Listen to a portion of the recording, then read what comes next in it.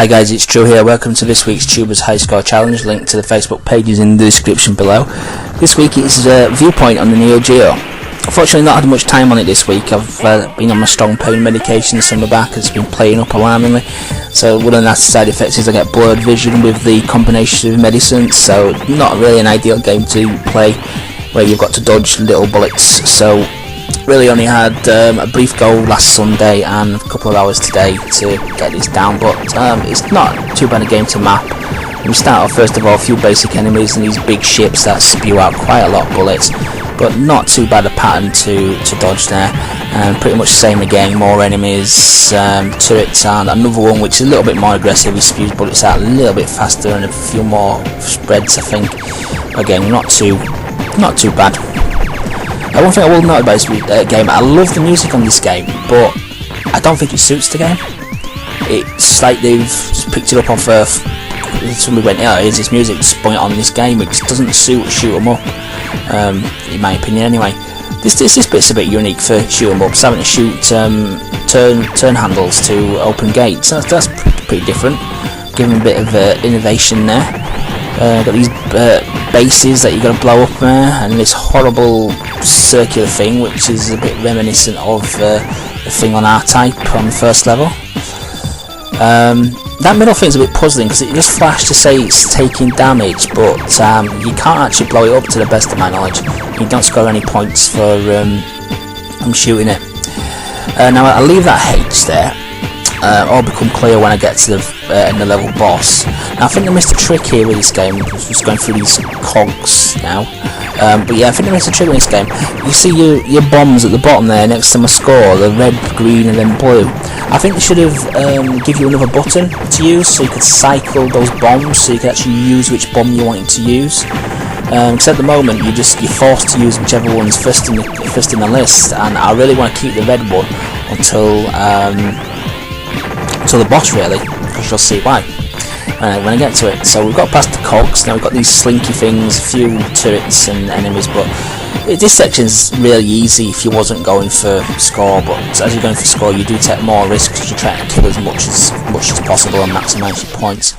So yeah, we're on at the first boss here. Found the quick and easy technique really. It's pretty obvious when you see it really. He charges forward and then charges back at you, and you've got this red thing that just gradually tracks back on the screen, and even charging forward as he's backing off, the wall of flames actually just tracks him back and just hits him multiple times and just wipes him out instantly with no trouble at all. Level 2, it's a water themed level, so we've got various sea life to kill on this level.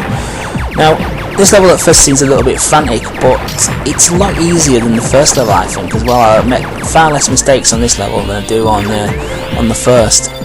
So we start off quite easy there. I used a bomb because you only can carry 3 bombs, and I would have had 4 then, so one of them would have been wasted.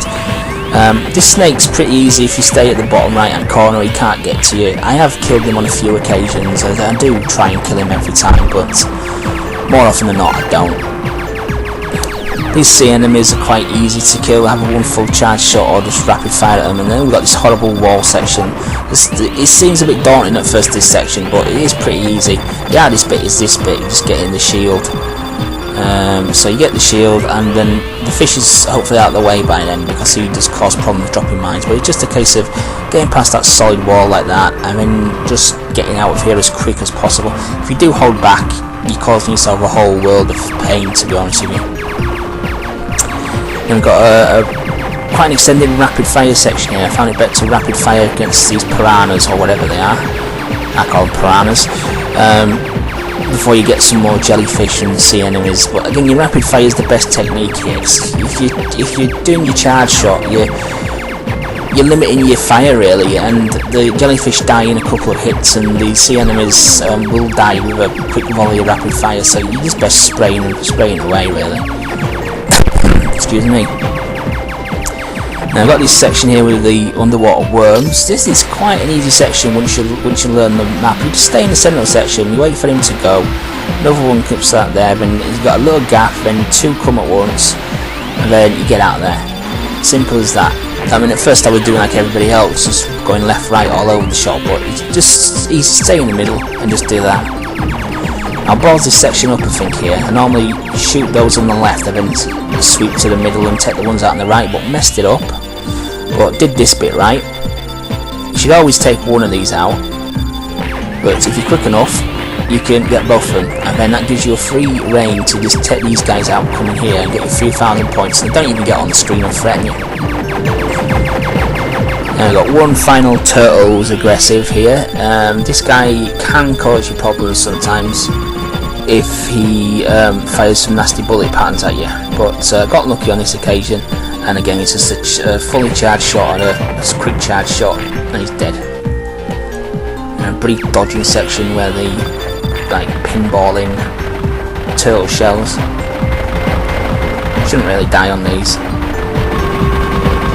And then we're on to Mr. Bullet Sponge himself, the crab. This guy is ridiculous. I've never known a boss to take as many bullets in my life.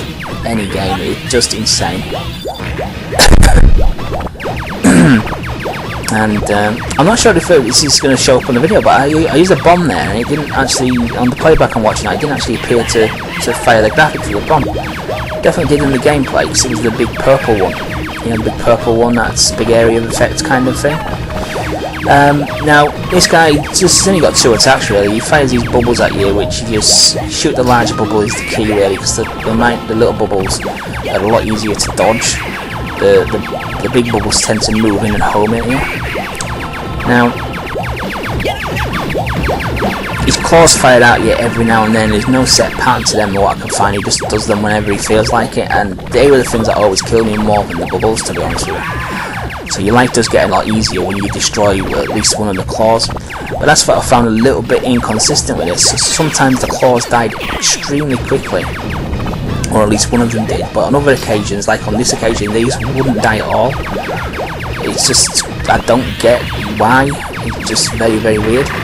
And I used another bomb there because I was just desperate for at least one claw to go, because this extended amount of time battering your buttons with your rapid fire shots is just tiring your finger out.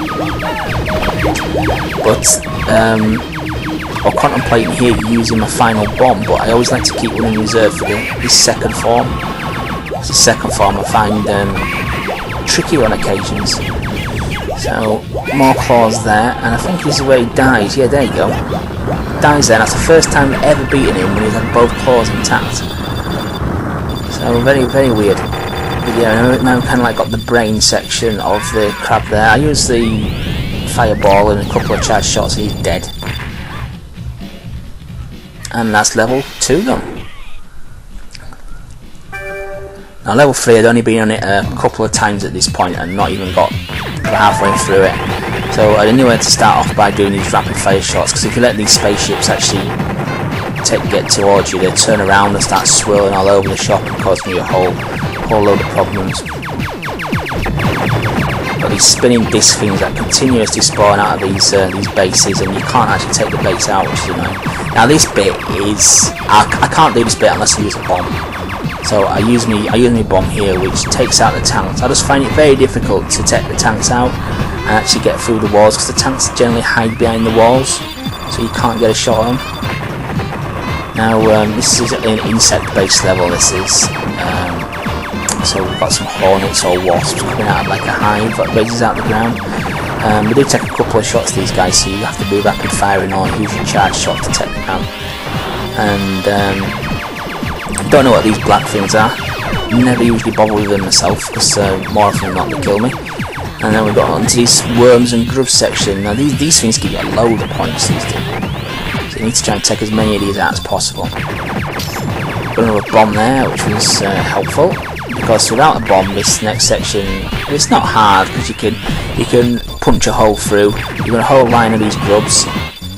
But you use your bomb and you get a massive amount of points there. You get about 20,000 points, I think. Now this is as far as I've got now, so I wasn't expecting that centipede to turn. I thought they were just going to move left and go off to the right hand side of the screen, but obviously not. Lose another life in quick succession here, because quickly learned I've got to now take that bullet spewing out there. And so then you get back into it now. I say, first time I'd been on this section, so no idea what these centipedes or millipedes, whatever you want to call them, was going to do. So there's probably far too many on the screen here at the moment. I'm lucky not to die there. But like I say, it's all about mapping it out in your head where they come and remembering the next time you get to it. So again, surprised I didn't die there. And a little bit here where you've got to shoot the baby grubs and go through the cave entrance. I'm not sure if you can die on that cave entrance if you bump into the walls, but I didn't want to tempt fate. So I had a funny feeling the boss was going to come here. Didn't know what it was going to do, and died straight away. So yeah, back on this section again, and I completely royally screw up here, because watch this, I back off to get the power up and don't pick it up. So I'm automatically handicapped myself down to the bog standard single shot. So this was going to be a pretty non-starter. It's just going to be a case of getting as many enemies as I can. And as you can see already, I've already quickly learned where some of them spawn. So I was taking them out a lot better than I did the first go, even though I had half the firepower. Get the guns again. And again, I knew I didn't stand much of a chance of getting this boss because I had no firepower on me whatsoever. And I'm annoyed at myself watching this back as well, because on all 3 occasions I get to the boss, I don't hang back enough. I'm too close to the boss, so I'm not giving myself enough time to react to the bullets. And I think in hindsight, if I had more time on it, I think I would go more towards the sides, because I think the spread of the bullets is a bit wider and the gap's wider to fit through, rather than stay in the central bit. But unfortunately, I haven't got more time on this now. I've got to do some other stuff today. But yeah, easily kill these millipedes again. Already learned pretty much where they're going to come, so a lot easier this time. Don't know why that one didn't die. That one should have died because it got hit by the charge shot there.